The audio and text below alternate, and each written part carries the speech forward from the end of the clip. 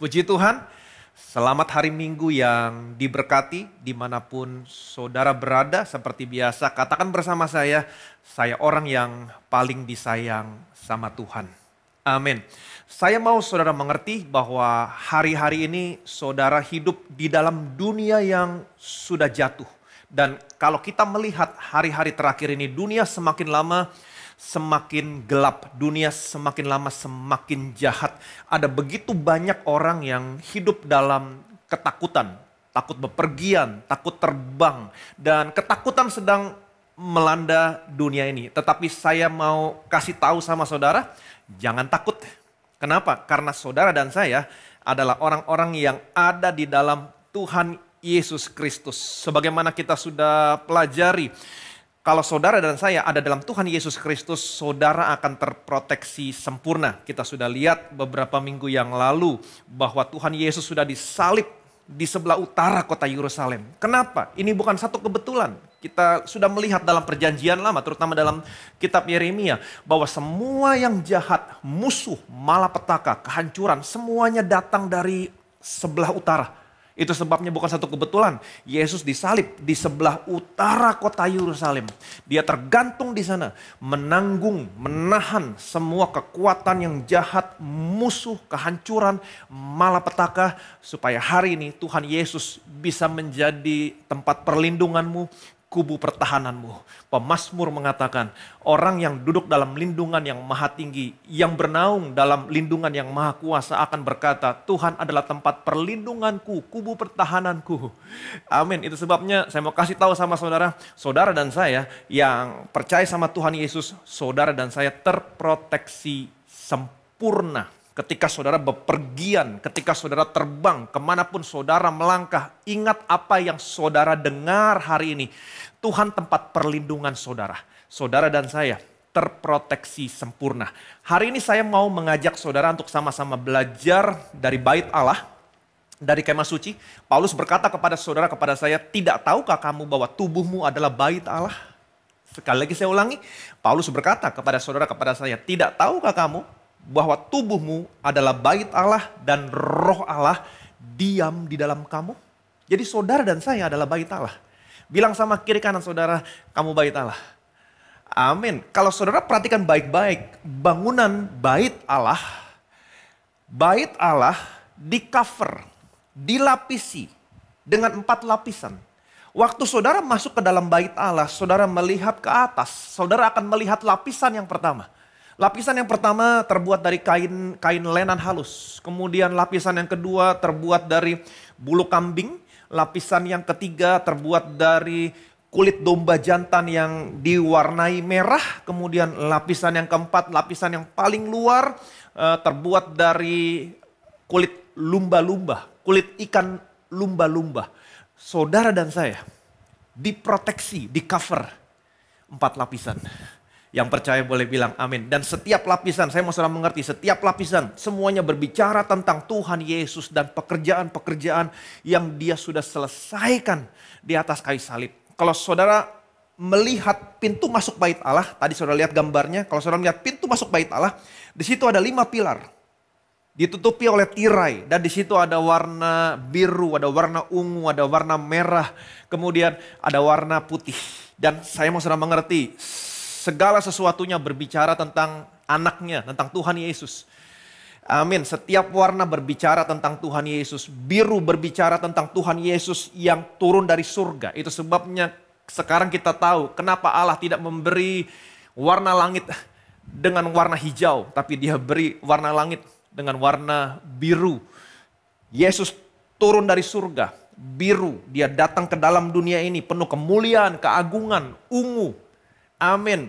Dia mati di atas kayu salib. Curahkan darahnya merah. Dia tidak berdosa. Di dalam dia tidak ada dosa. Dia tidak mengenal dosa. Putih. Bukankah Tuhan, saudara Tuhan saya, Tuhan Yesus adalah Tuhan yang luar biasa. Amin. Jadi setiap detail bait Allah semuanya menggambarkan tentang Yesus. Di dalam perjanjian lama, saya mau saudara mengerti, tidak ada seorang pun yang bisa masuk ke dalam ruang maha kudus. Ke dalam bait Allah. Hanya imam besar yang masuk ke dalam ruang Maha Kudus. Itu pun setahun sekali. Tapi dalam perjanjian yang baru, saya punya kabar baik buat saudara. Alkitab berkata, oleh darah Yesus sekarang saudara dan saya punya keberanian untuk masuk ke dalam tempat kudus. Karena anaknya, karena Yesus sudah membuka satu jalan yang baru, jalan yang hidup. Amin. Jadi sekarang saudara dan saya ada di dalam bait Allah. Lebih spesifik lagi, saudara dan saya sekarang ada di ruang Maha Kudus karena sudah tidak ada lagi pemisah. Saudara dan saya ada di tempat di mana orang dunia tidak ada di dalamnya. Itu sebabnya orang dunia tidak pernah mengerti apa yang saudara pelajari hari ini. Saudara masuk ke dalam bait Allah, saudara akan menemukan beberapa perabot di ruang kudus. Ada meja roti unjukan, kemudian ada kandil di seberangnya, kemudian ada mezbah pembakaran ukupan. Setelah itu saudara menemukan ada tirai yang memisahkan ruang kudus dengan ruang Maha Kudus. Tetapi sekarang tirainya sudah tidak ada lagi. Kenapa? Karena waktu Yesus mati di atas kayu salib, tirainya robek dari atas ke bawah, terbelah dua. Kemudian saudara masuk ke dalam ruang Maha Kudus, saudara akan menemukan tabut perjanjian. Dan kebenarannya adalah hari ini saudara dan saya ada di dalam ruang Maha Kudus. Jadi saudara dan saya begitu dekat dengan Bapamu hari ini. Amin. Itu sebabnya kalau saudara berdoa, jangan memiliki kesan bahwa Bapa terlalu jauh di atas, saudara jauh di bawah. No. Saudara dan saya begitu dekat, begitu intim dengan Bapa. Kalau saudara berdoa, saudara bisa berkata, Bapa, aku percaya Engkau tidak pernah meninggalkan aku dan Engkau selalu mendengar doaku. Yang percaya boleh bilang amin. Dan saya mau kasih tahu sama saudara, ini merupakan mimpinya orang-orang Israel. Masuk ke dalam ruang Maha Kudus, tetapi mereka tidak pernah mewujudkan mimpi ini dalam hidup mereka. Tetapi apa yang menjadi mimpi mereka, impian mereka hari ini menjadi kenyataan buat saudara. Mereka hanya bisa bermimpi masuk ke dalam ruang Maha Kudus. Dan mereka tidak pernah masuk ke dalamnya. Karena hanya imam besar yang bisa masuk ke dalamnya. Tetapi sekali lagi saya katakan, apa yang menjadi impian mereka hari ini menjadi kenyataan buat saudara, buat saya. Saudara dan saya sekarang ada dalam ruang Maha Kudus. Dan saya mau saudara mengerti, saya mau saudara percaya bahwa ruang Maha Kudus yang sekarang berbeda dengan ruang Maha Kudus yang dulu. Di mana ruang Maha Kudus yang dulu ketika orang masuk ke dalamnya, orang takut, orang gemetar. Kenapa? Karena kekudusan Allah berkata setiap orang yang berdosa harus mati. Tetapi ruang Maha Kudus yang sekarang berbeda. Kenapa? Karena darah Yesus sudah tercurah. Dan oleh darahnya sekarang saudara dan saya punya keberanian untuk masuk ke dalam tempat kudus. Karena anaknya sudah membuka satu jalan yang baru. Jalan yang hidup. Dimana ketika kamu masuk ke dalamnya, kamu semakin hidup. Kamu semakin sehat. Kamu semakin diberkati. Yang percaya boleh bilang amin. Amin. Dan hari ini kita akan sama-sama melihat penutup-penutup, cover-cover. Ada 4 lapisan yang menutupi bait Allah. Ini menggambarkan saudara dan saya bait Allah yang terproteksi. Saudara diproteksi 4 lapis. Betapa saudara dan saya aman, terpelihara sempurna. Kita akan melihat satu persatu lapisannya. Lapisan yang pertama, perhatikan baik-baik, Keluaran pasal 26 ayat yang pertama. Kemah suci itu haruslah kau buat dari 10 tenda dari lenan halus yang dipintal benangnya dan dari kain ungu tua, kain ungu muda dan kain grimisi dengan ada kerupnya. Buatan ahli tenun, haruslah kau buat semuanya itu. Saudara perhatikan baik-baik. Ketika saudara masuk ke dalam bait Allah, saudara ada di dalamnya, kemudian saudara melihat ke atas, saudara akan melihat lapisan yang pertama. Alkitab tadi mengatakan lapisan yang pertama terbuat dari kain lenan halus, yang dipintal dengan benang ungu tua, ungu muda, kirmisi, yang ada kerubnya. Amin. Yang ada kerubnya. Kerub berbicara tentang malaikat yang bersayap. Artinya apa? Saudara dan saya adalah orang-orang yang diproteksi oleh malaikat. Yang percaya boleh bilang amin. Amin. Pemazmur seperti yang tadi saya katakan, Daud berkata dalam Mazmur 91, orang yang duduk dalam lindungan yang maha tinggi, yang bermalam dalam naungan yang maha kuasa akan berkata kepada Tuhan. Tuhan adalah tempat perlindunganku, kubu pertahananku, Allahku yang kupercayai. Sungguh Engkau adalah Allah yang melepaskan aku dari jerat perangkap burung, dari penyakit sampar yang busuk. Dengan kepakmu Engkau menudungi aku, di bawah sayapmu aku berlindung. Kesetiaanmu ialah perisai dan pagar tembok. Aku tidak pernah takut terhadap kedahsyatan malam, panah yang terbang di waktu siang, penyakit sampar yang berjalan dalam gelap, penyakit menular yang mengamuk di waktu petang. 1000 rebah di sisiku, 10.000 rebah di sebelah kananku, semuanya tidak akan pernah menimpa aku. Sebab Engkau tempat perlindunganku, yang Maha Kuasa telah aku jadikan tempat perteduhanku. Amin. Malah petaka tidak akan pernah mendekat kepadaku, tulah tidak akan pernah mendekat kepada kemahku.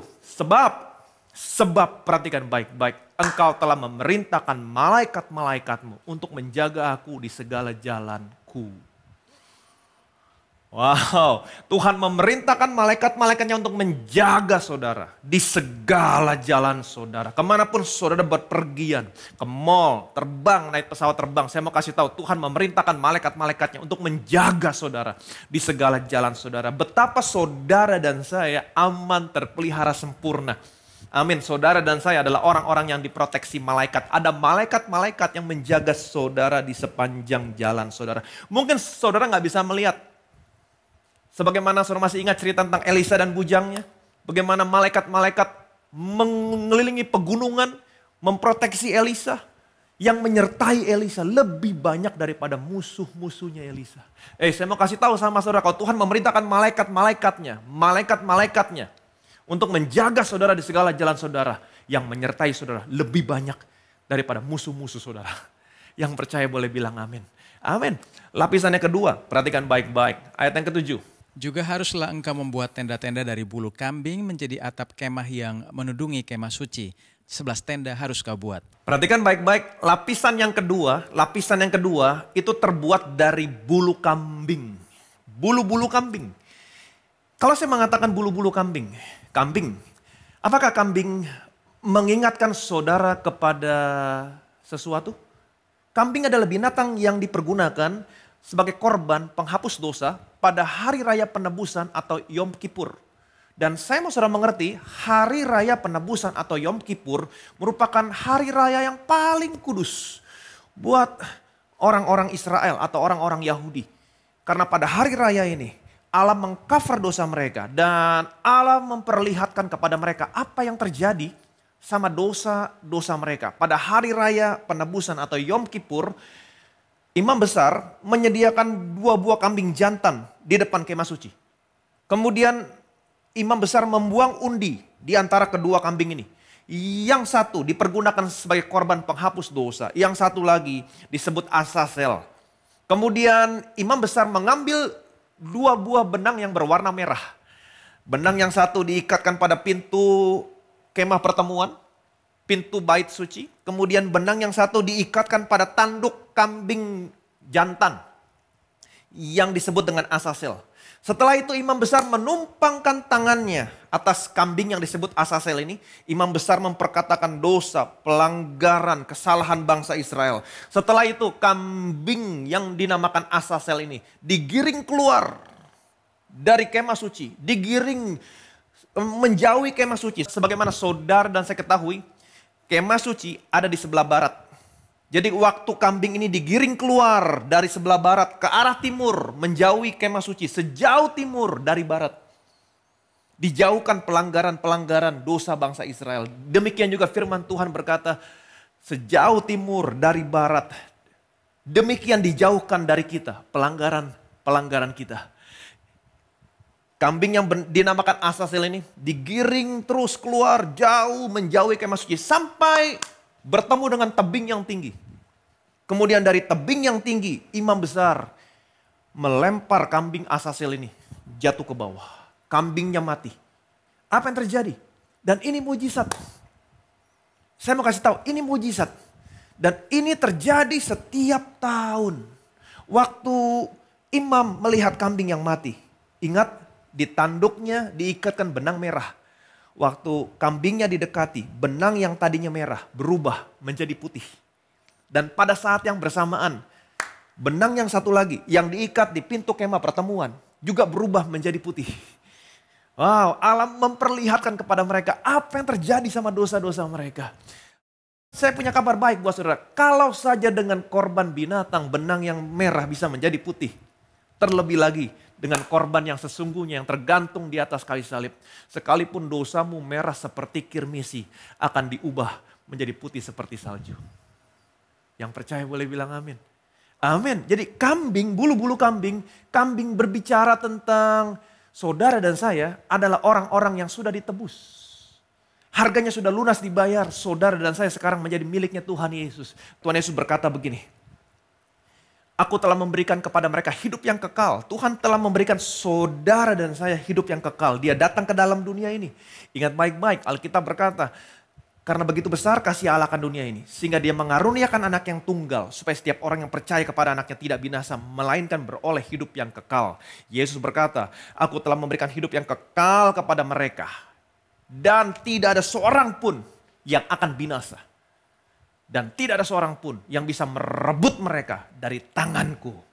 Amin. Dan Bapa yang telah memberikan mereka kepadaku lebih besar dari apapun yang ada dalam dunia ini. Dan tidak ada seorang pun yang bisa merebut mereka dari tangan Bapa. Betapa saudara dan saya yang percaya sama Yesus aman, terpelihara sempurna. Saudara dan saya ada di tangan Yesus, ada di tangan Bapa. Tidak ada seorang pun yang bisa merebut saudara, merebut saya dari tangan Yesus, dari tangan Bapa. Yang percaya boleh bilang amin. Bilang sama kiri kanan saudara, kamu aman. Kamu terpelihara sempurna.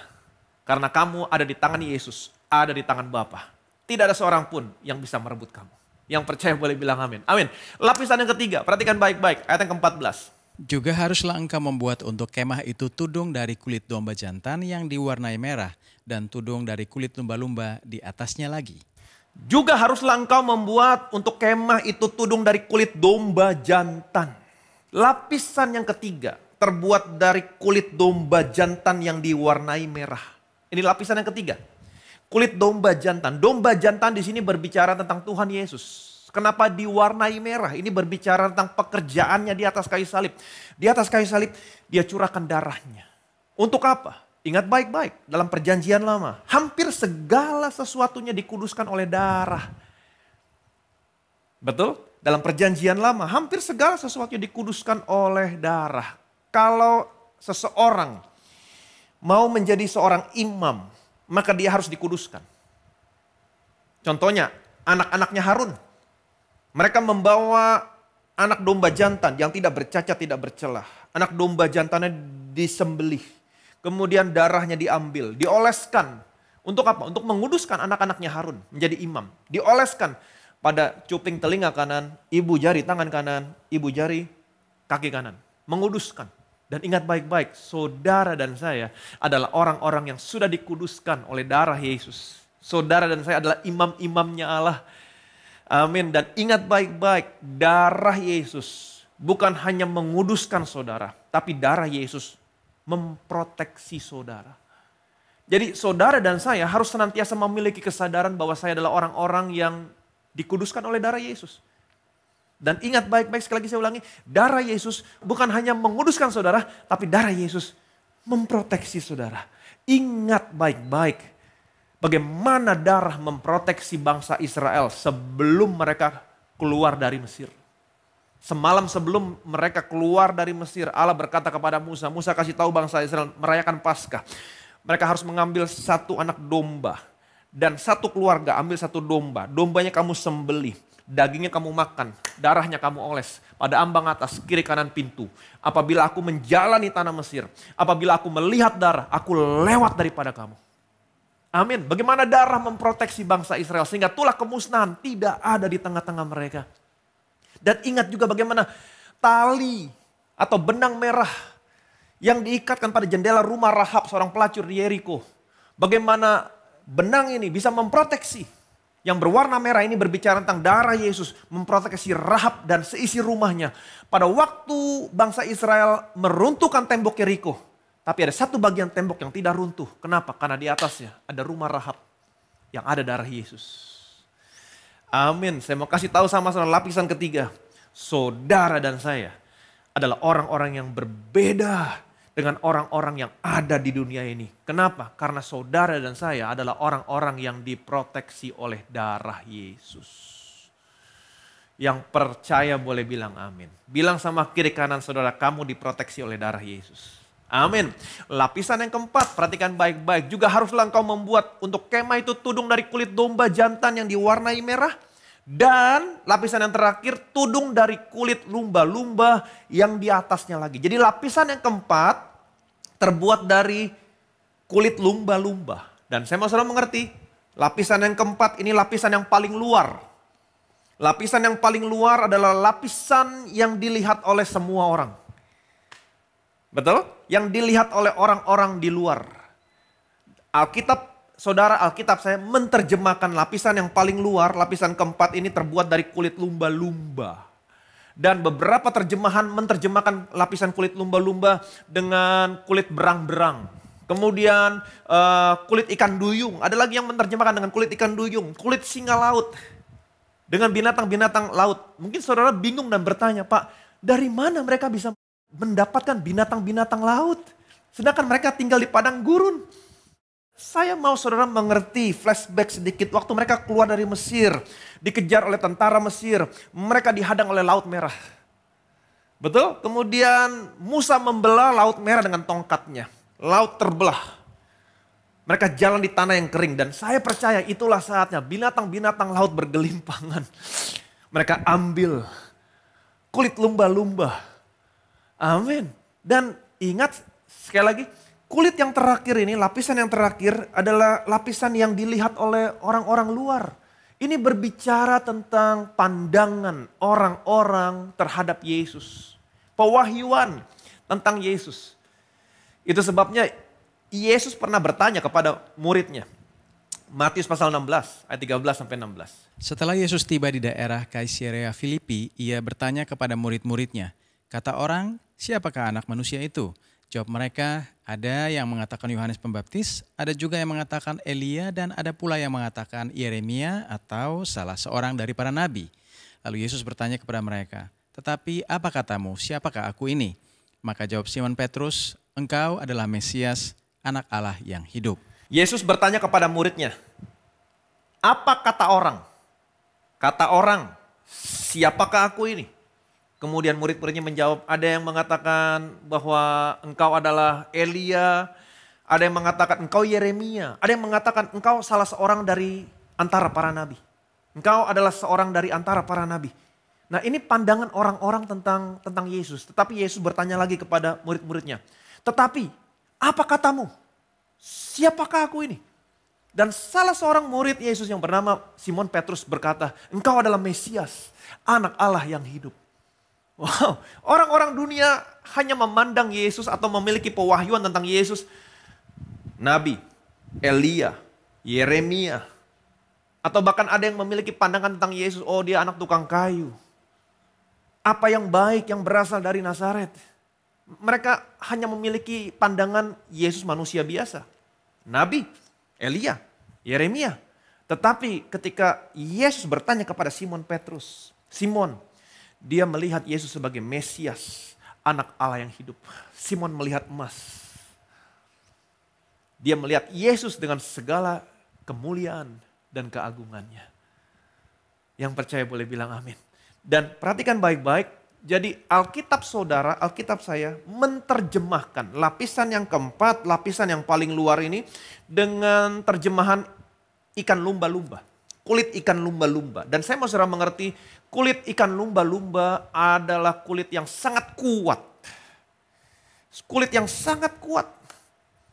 Saudara masih ingat bagaimana Alkitab berkata bahwa baju mereka tidak pernah rusak, kasut mereka tidak pernah rusak selama 40 tahun. Dan ini merupakan gambaran proteksi yang sempurna. Saudara bisa bayangkan baju yang seperti apa, kasut yang seperti apa.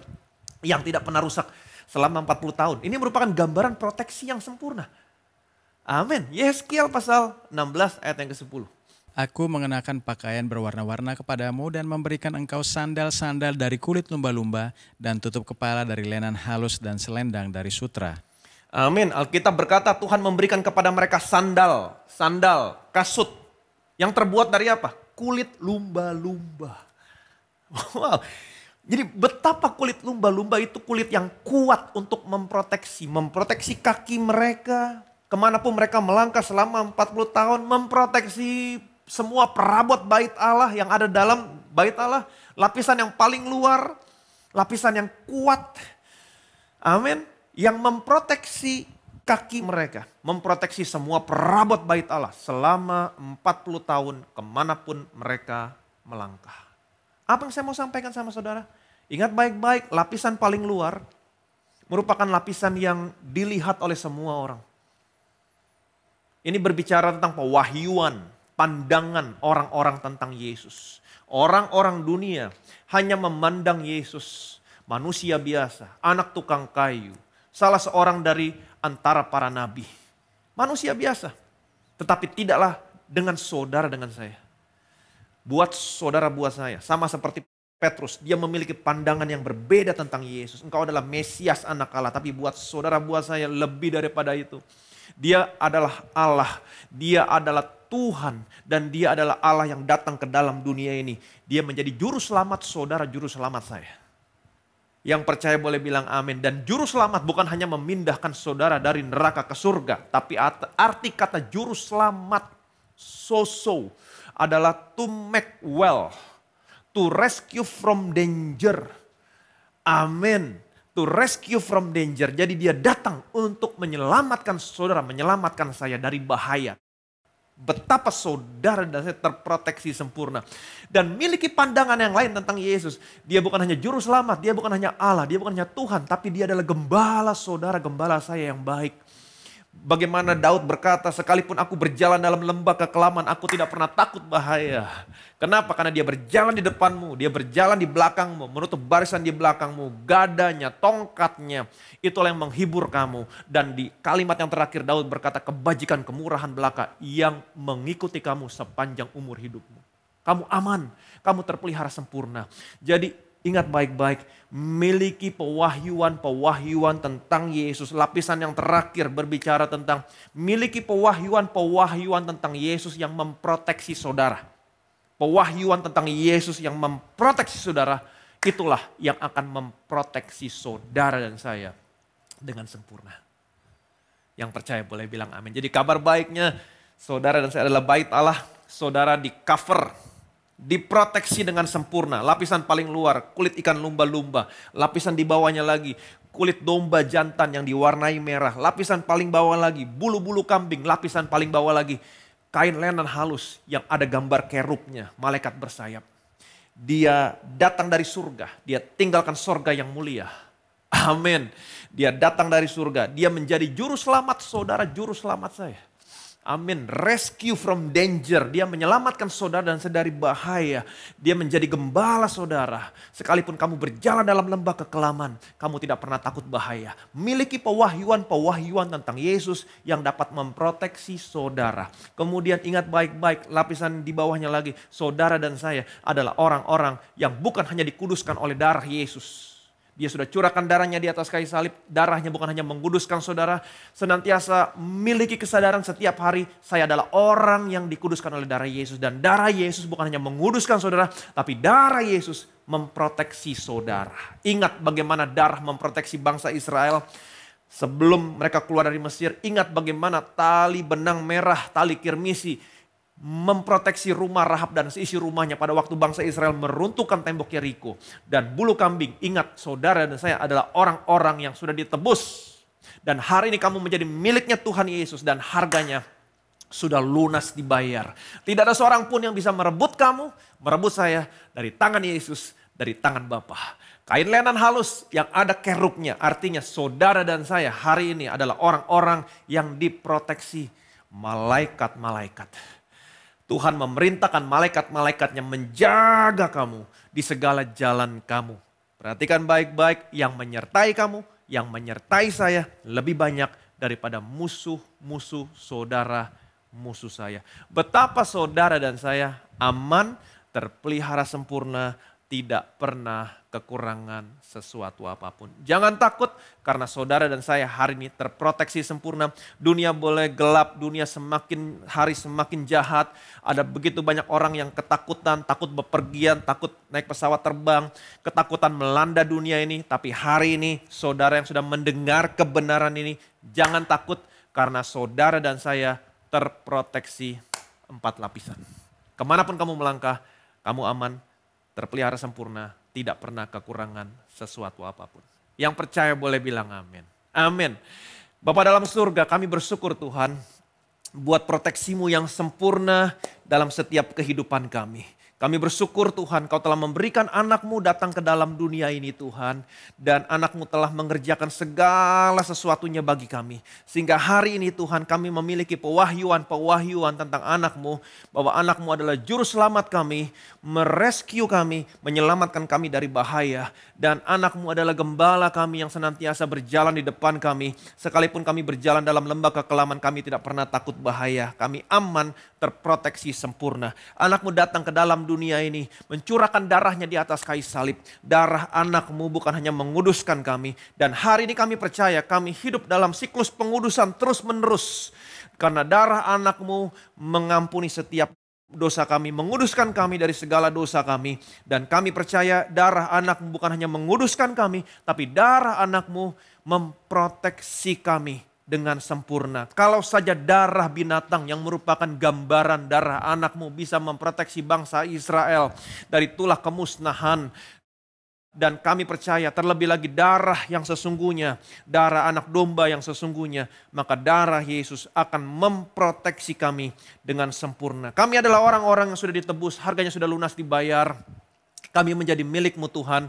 Tidak ada seorang pun yang bisa merebut kami dari tangan-Mu, dari tangan Bapa. Dan Kau telah memerintahkan malaikat-malaikat-Mu untuk menjaga anak-anak-Mu Tuhan. Kemanapun anak-anak-Mu melangkah, kemanapun mereka pergi Tuhan, kemanapun mereka bepergian, ke mall, naik pesawat terbang, kemanapun ada malaikat yang menyertai mereka. Dan yang menyertai mereka lebih banyak daripada musuh-musuh mereka. Kami bersyukur Tuhan, segala kemuliaan, segala hormat, segala pujian hanya bagi nama Tuhan. Semua yang percaya sama-sama kita katakan amin.